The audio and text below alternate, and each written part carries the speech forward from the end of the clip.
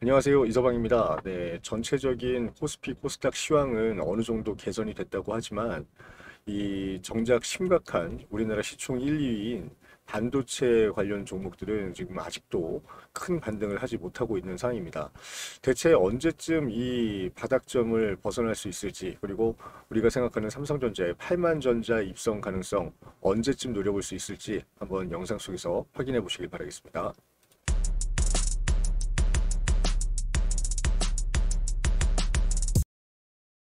네, 이서방입니다. 삼성전자가 어제 굉장히 좀 충격적인 결과를 받아들었죠. 10.3%가 빠지면서 8만 전자는 고사하고 7만 원대까지 무너지지 않을까라는 공포심을 다들 겪어보셨을 텐데 여러 가지 의견이 분분한 가운데 이런 추세가 좀 길어질 것이다라는 의견이 있고 또 저 같은 경우는 이런 추세가 또 언제 그랬냐는 듯이 또 굉장히 빨리 반등을 이뤄낼 거다 이렇게 생각하는 부분이 있어서 왜 그런 근거를 가지고 어떤 근거를 가지고 그런 말씀을 드릴지 오늘 한번 영상 속에서 준비를 해봤습니다. 어제 있었던 진짜 대폭락이죠. 우리나라 코스피 역사상, 코스닥 역사상도 마찬가지고요. 이렇게 급격한 폭락은 2008년도 세계 금융위기 이후에 첫 번째다라고 봐도 무방할 정도였습니다. 주주분들은 진짜로 저한테 연락이 왔는데 진짜 전쟁이 났는 줄 알았다. 막 이런 말씀까지 하실 정도로 시장에는 굉장한 악재거리로 받아들여진 상황이었습니다. 자, 우선은 미국 고용 지표가 상당히 불안정하게 나왔다. 그래서 세계 경제가 이제 침체기로 접어들 것이다라고는 얘기 뭐 여러 방송에서 많이 들어보셨을 거예요. 자, 침체기로 이어지고 이제 미국 중심의 패권이 다른 나라 쪽으로 이동을 할 것이다. 모멘텀이 카멜라 해리스나 아니면 도널드 트럼프나 이거를 반전시킬 만큼의 어떤 모멘텀이 부족하기 때문에 미국 시장이 어떻게 되면 붕괴될 수 있는 가능성까지 막 거론하는 굉장히 위험한 그 발언들의 영상들이 굉장히 많이 떠들고 있는 상황입니다. 자, 이러다 보니까 이게 진짜 현실인가? 라고 생각하시는 개미 투자자분들 같은 경우는 지금이라도 나 손절해도 좋으니까 매도를 좀 생각해 볼까 하시는 분들 상당히 많으실 거예요. 어제 그냥 뉴스들 보니까 하나같이 곡소리가 나더라고요. 뭐 월급은 고사하고 1년치 연봉을 날렸다라고 지금 뭐 자주 섞인 얘기를 하는 글도 많이 봤고, 진짜 뭐 어떤 분들은 진짜 죽고 싶다 막 이런 생각을 하시는 분들도 계시는 것 같은데 제가 볼 때 이런 고통의 시간은 금방 좀 종지부가 지어지지 마감이 되지 않을까 이렇게 말씀을 드리고 싶고요. 오늘 삼성전자 관련해서 외신에서 좀 재밌는 얘기가 나와서 그 부분을 좀 알려드리면서 미래 주가 전망을 좀 분석해보는 시간 갖도록 하겠습니다. 어제 있었던 여러 가지 이제 일련의 사건들에 관련해서 간단하게 좀 우선 풀어봐야 될 것 같은데 우선은 저 엔캐리 청산이라고 하잖아요. 네, 그래서 엔캐리에 관련된 얘기가 굉장히 좀 대세론으로 자리를 잡고 있는 것 같습니다. 엔캐리라는 건 뭐냐?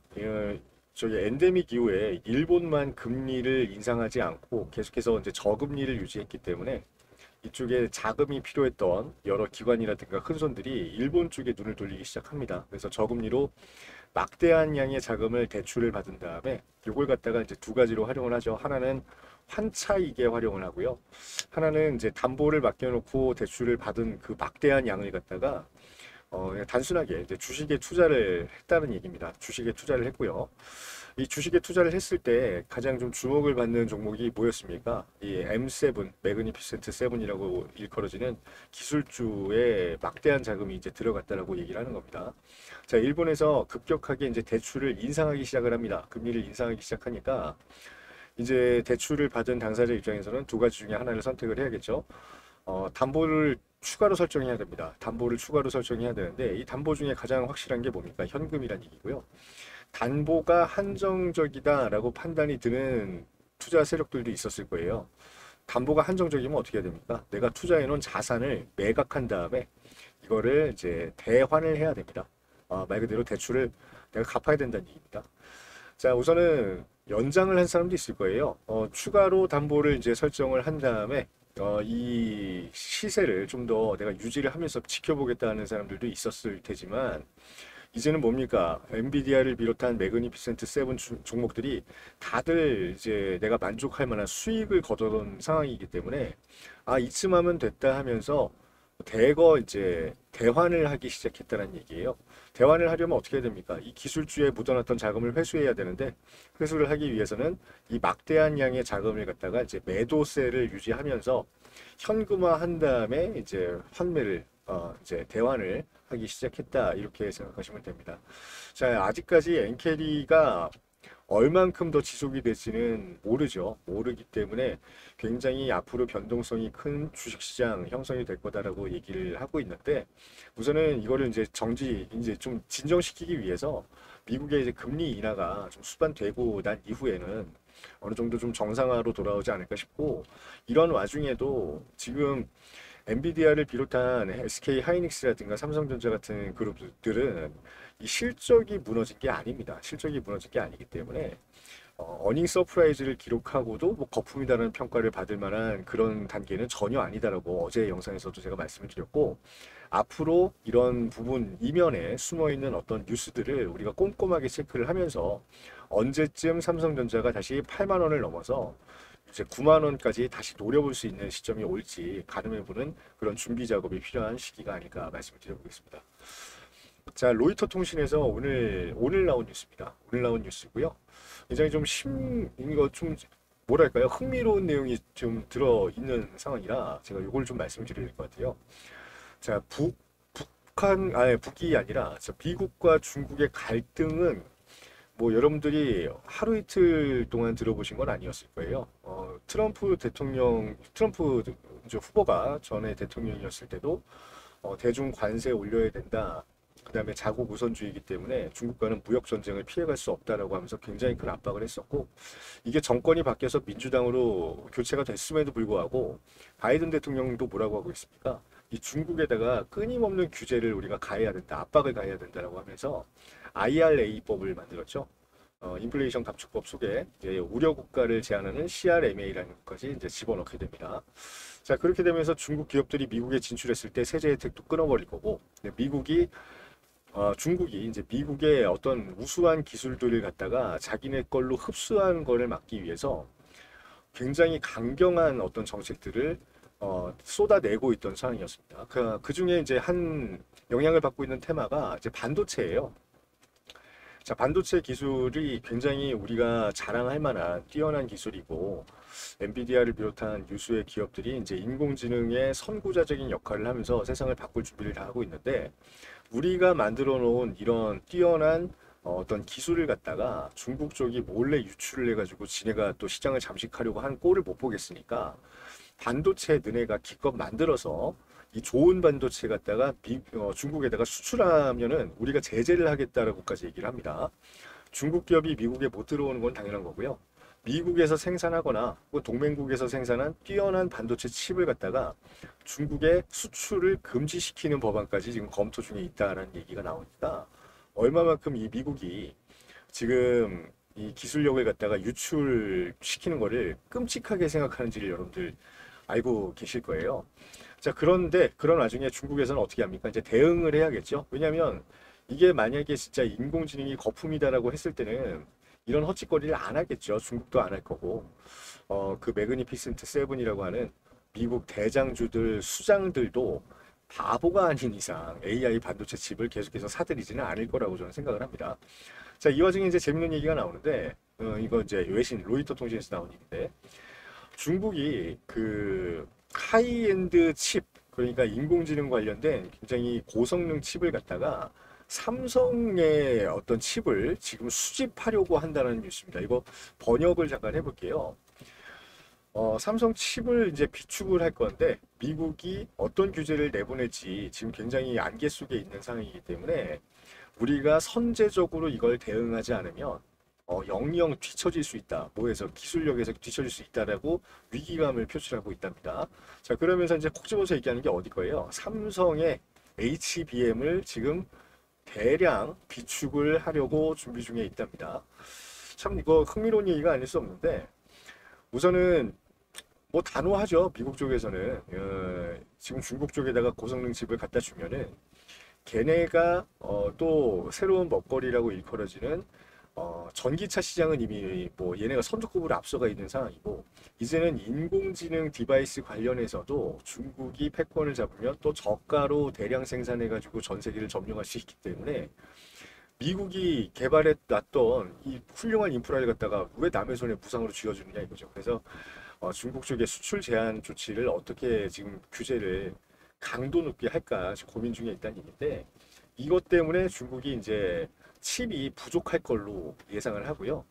삼성전자의 HBM 반도체를 벌써부터 비축을 하고 있다라는 소식이 들려졌습니다.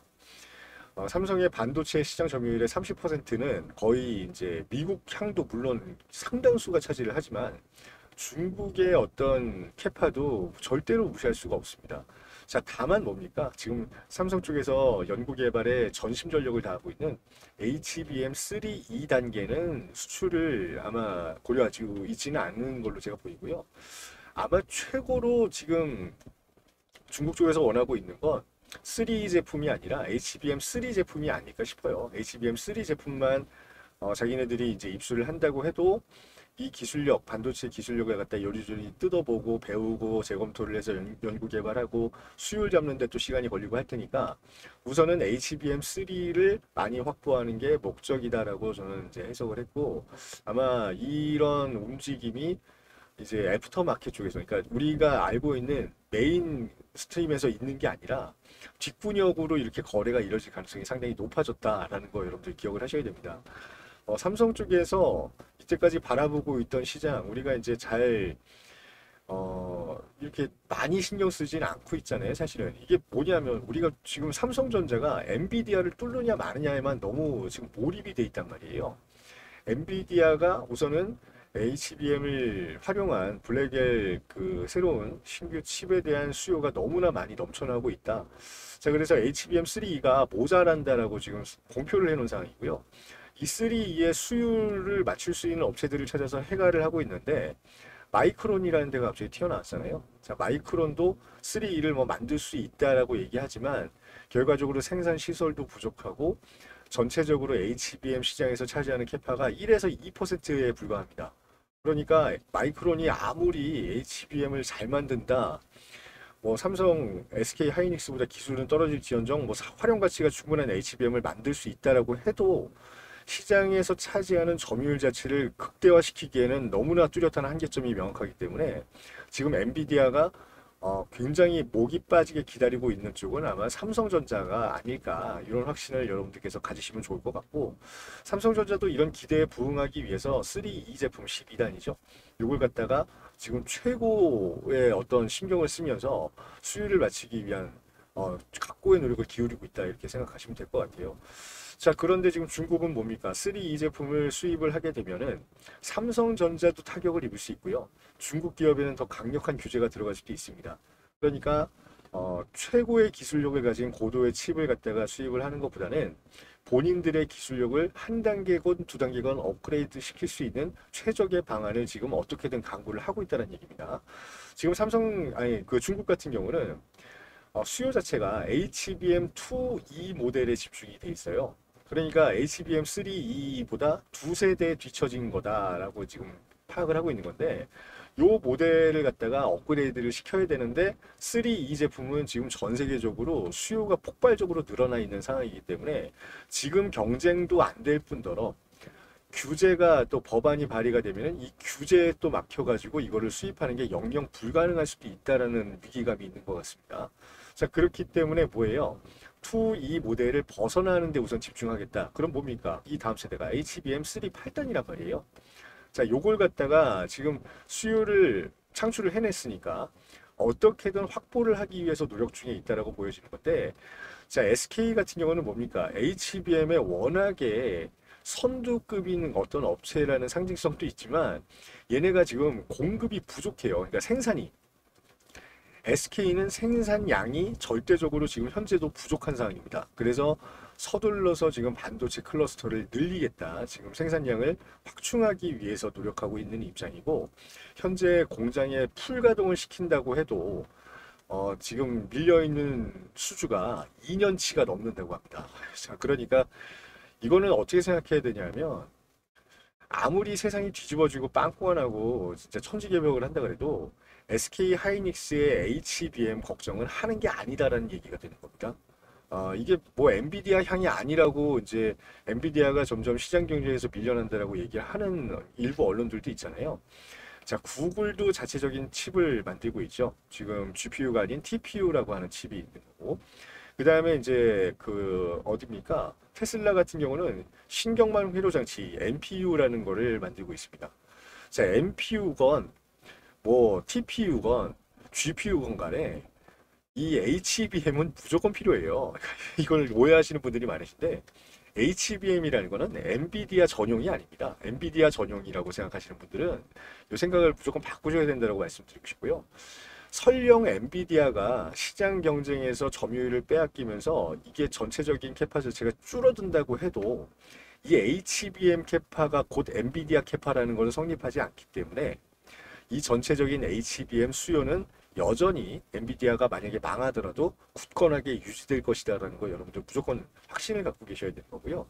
이 HBM을 한 발짝, 반 발짝 늦게 시작을 했지만 이제 엔비디아라는 또 최대 고객사와 접점을 만들려고 하는 삼성전자 입장에서는 SK 하이닉스의 점유율을 얼마만큼 추격을 하면서 뺏어올 수 있는가를 이제부터 흥미롭게 지켜보셔야 되는 시장이 시작이 됐다라고 생각하시면 됩니다.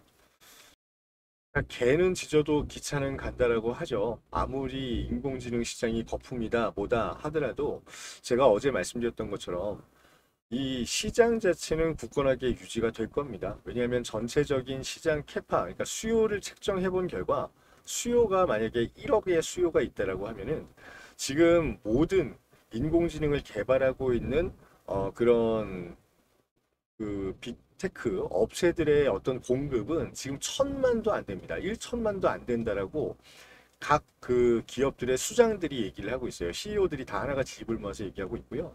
지금 우리가 이 1억만큼의 예를 들어서 수요를 감당하지 못하는 거는 천만밖에 안 되는 데이터 때문에 그렇다라고 다들 한 목소리로 얘기를 합니다. 이 데이터와 연산 능력을 올리기 위해서 끊임없는 투자를 지속해야 된다라는 것은 이견의 의지가 없다라고 이제 얘기하면서 내년이고 내후년이고 막대한 투자는 이어질 것이라고 얘기하는데 여기에 중국이라고 다르겠습니까? 그러니까 제가 말씀드리는 게 개는 짖어도 기차는 간다는 얘기입니다. 자, 중국도 서둘러서 이걸 준비를 하고 있겠죠. 하고 있는데 어느 정도 진전을 이루었다고는 하지만 자, 화웨이를 비롯한 CXMT 등등 반도체 업체들은 어디까지 기술을 지금 만들어냈느냐?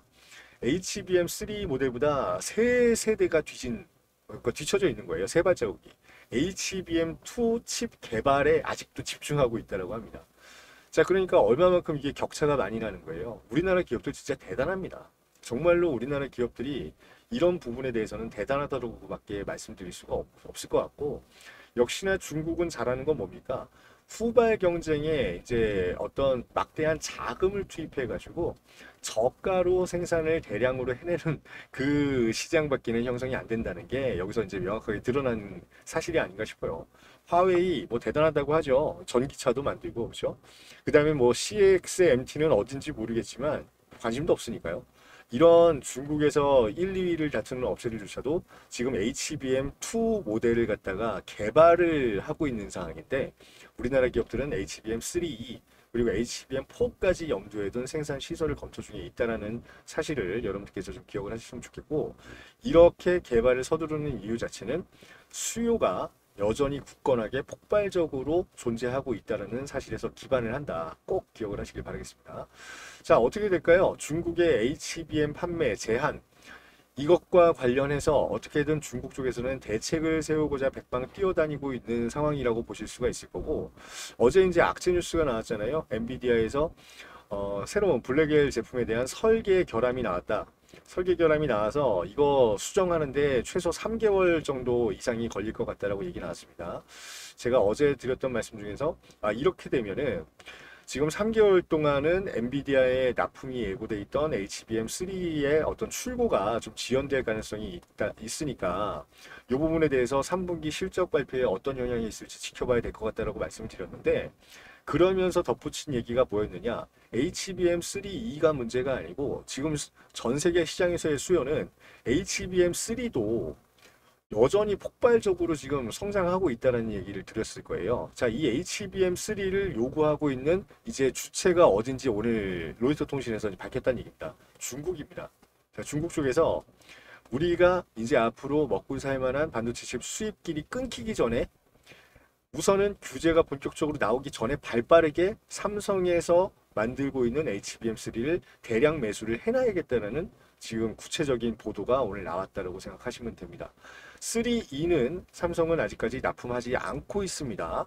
지금 삼성에서 주력으로 삼고 있는 제품은 HBM3라고 보시면 되는데 3에서 3E로 전환이 되게 되면은 엔비디아의 어떤 새로운 엔비디아라는 새로운 고객이 신규로 이제 생긴다라고 보시면 되고요.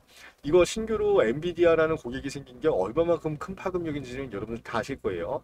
이 얘기가 만약에 현실화가 됐을 때 우리가 바라는 거는 삼성전자의 주가가 9만 원 이상으로 이제 치고 올라갈 만한 동력이 생긴다라고 말씀드렸던 거고, 지금 또 다른 시장 입장에서는 기존에 잘 만들고 있던 HBM3의 주요 고객으로서 이제는 어디가 뜨고 있다? 중국이라는 국가 전체가 지금 들썩이고 있다는 소식이 로이터에서 들려왔다. 이렇게 보시면 좋을 것 같습니다. 자, 이거를 이제 우리가 실적으로 우선 기업을 판단해야 된다. 제가 매번 누차 말씀드린 거잖아요. 우리가 뭐 미래 가치라든가 뭐 이런 걸 따져볼 때 현재의 어쨌든 간에 실적을 기반으로 예측을 할 수가 있는 게 미래의 주가다. 이렇게 말씀을 강조해서 계속해서 드리고 있습니다. 하지만 전 세계적인 어떤 흐름, 이 경제적인 단기 상황에 따라서 이렇게 어제처럼 폭탄을 맞은 이 시장이 형성이 될 수도 있고요. 이 시장이 뭡니까? 지금은 정상이 아니라 비정상이잖아요. 이런 엔캐리의 어떤 그쵸 영향을 받아서 시장이 폭망을 했다?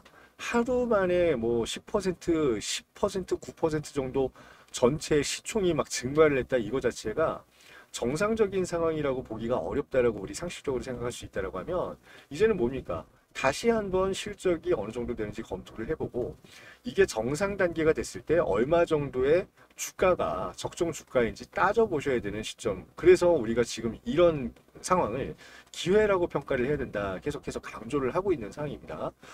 자, 좀 냉정하게 따져봐야 돼요. 냉정하게 따져봐야 되기 때문에 제가 우리나라에서 나오는 언론 기사들보다는 외국 기사들을 더욱더 많이 지금 지켜보고 있는 상황이라는 거 여러분들 좀 양해를 부탁을 드리고요.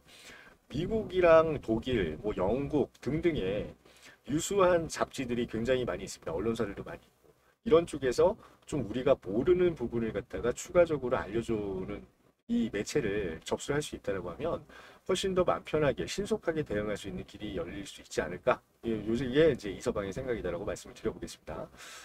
현실을 좀 지켜보도록 하겠습니다. 자, 마이크론 같은 경우 HBM의 이제 후발주자라고 볼 수가 있죠. HBM3를 엔비디아 쪽과 이제 깜짝 거래를 트면서 굉장히 주목을 받고 있는 상황이긴 하지만 마이크론이 전 세계 HBM 점유율을 몇 퍼센트 하고 있다? 2% 내외적으로 하고 있습니다. 그래서 전체 시장 캐파의 50대 50 비율 거의 50대 50을 갖다가 SK 하이닉스와 삼성이 나눠 가지고 있다고 생각하셔야 되는데 이런 친구들이 중국에다가 이걸 납품을 할 수 있겠어요?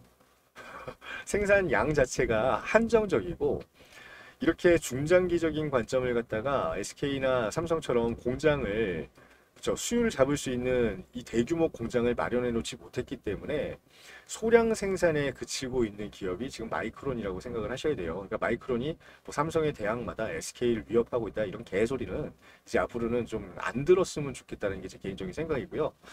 자, SK 하이닉스 같은 경우는 뭡니까? 지금 HBM을 갖다가 중국에 팔고 싶어도요. 못 합니다. 못 팝니다. 왜냐하면 제가 앞서 말씀드렸죠. 지금 정신이 없어요. 정신이 완전히 혼이 빠질 정도로 지금 생산이 급박한 상황이에요. 자, 그래서 올해 초 얘기가 나왔죠. HBM3가 중요한 게 아니라 3E의 생산이 지금 훨씬 더 급하다. 그래서 생산 라인 전체를 지금 조정하기 위한 어떤 단계를 거치고 있는 상황이고 올해 HBM 칩은 전량 매진입니다. 2024년 그래서 제가 앞서 말씀드린 건 죄송하다고 좀 번복을 해야 될 것 같아요. 엔비디아향 HBM3E가 3개월 이제 출고 지연이 되면은 그 부분이 실적 쪽에 덮어 씌워져 가지고 그럴 수가 있죠. 근데 그것도 한 번에 이제 공격 어떤 빌미가 된단 말이에요. 공격 재료가 됩니다. 너네 엔비디아 향이 1분기 동안 지금 절었잖아. 그거 블랙웰에 들어가는 게. 자, 이렇게 공격당할 수가 있으니까 그때 시점에 가서 주가가 또 얼마만큼 출렁이는지 보실 만한 그런 내용이 아닐까. 이것도 한번 더 체크를 한번 해보시면 좋을 것 같고. 자, 어쨌든 간에 올해 HBM 칩은 전량 매진이고요. 내년의 수요도 엄청나게 크기 때문에 내년에 이제 생산할 HBM3E 제품도 거의 매진입니다. 이런 기업을 뭘 걱정을 해요? 이런 기업을 걱정할 이유가 있겠느냐라고 말씀을 드리는 거고요. 삼성전자도 똑같습니다.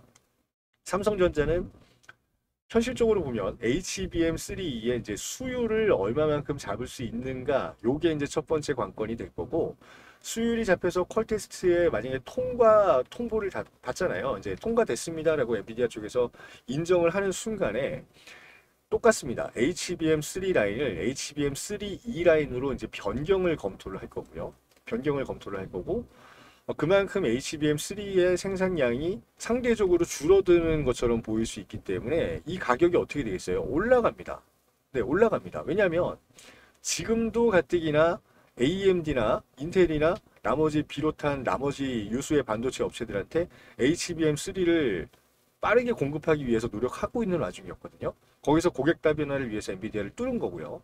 자, 그런데 중국이 참전을 해요. 이 경쟁에 HBM3를 차지하기 위해서.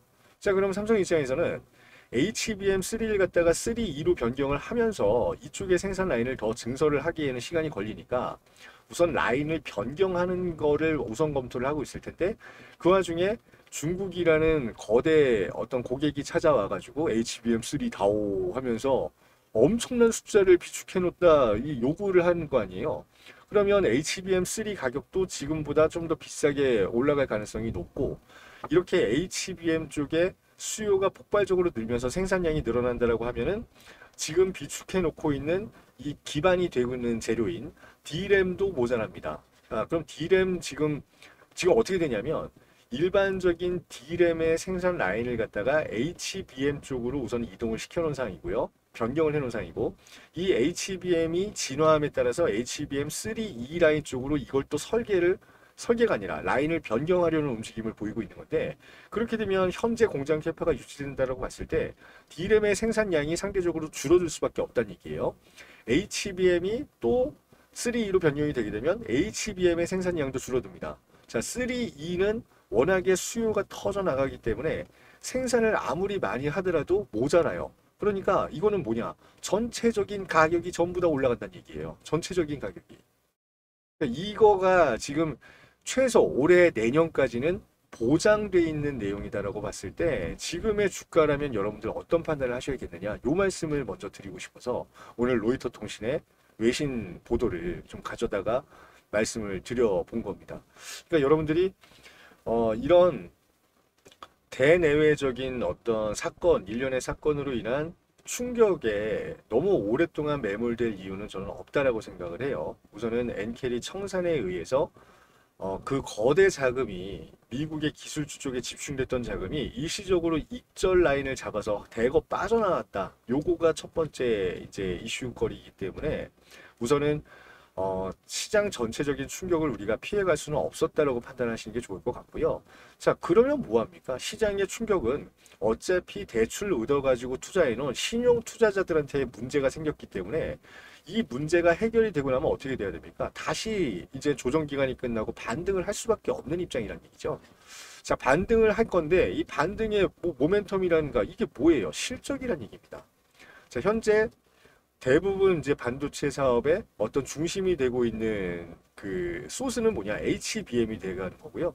이 HBM의 점유율을 누가 먼저 과반 이상으로 올리느냐의 본격적인 싸움이 삼성전자의 참전으로 시작이 된다라고 보셔야 되는 거고, 엔비디아 실적이 굳건하다고 봤을 때 이런 이때까지 엔비디아를 뚫지 못했던 삼성의 입장에서는 엔비디아 향 점유율을 얼마만큼 늘리느냐가 실적과 직접적인 연관성을 가질 수 있기 때문에 이 부분에 있어서 3분기, 4분기 실적 발표가 더욱더 기대를 할 수밖에 없는 구조로 이어졌다. 요거까지 기억을 하시면은 지금의 주가가 얼마만큼 형편없는 저평가 구간인지 여러분들께서 확연히 이해하실 수 있을 거라 믿으면서 오늘 영상은 마무리하도록 하겠습니다. 자, 그럼 삼성전자 오늘 뭐 차트상에 큰 반등이 없었기 때문에 여러분들 또 이런 또 침체 구간이 길어지지 않을까 생각하시는 분들 많이 계실 거예요. 자, 우리가 이럴 때 지켜봐야 되는 게 뭡니까? 우리보다 돈이 많은 덩어리가 큰 연기금과 같은 세력들의 움직임을 여러분들 포착을 해보셔야 됩니다. 이 세력이라는 것은 상당히 여러 가지 의미를 내포하고 있는데 우리가 보통은 이제 펀딩을 하는 증권사 혹은 사모펀드가 될 수도 있고요. 여러 가지 기관들의 집합이라고 보시면 좋을 것 같고 이 기관들보다 더 큰 덩어리로 움직이는 것은 바로 연기금이다라고 생각을 하시면 딱 맞지 않을까 싶어요. 이 연기금의 움직임을 갖다가 어떻게 파악을 하느냐 이거에 따라서 지금이 저평가 구간인지 혹은 연기금의 평단가는 얼마인지를 여러분들 파악하시기에 좋은 자료라고 저는 생각을 하고요.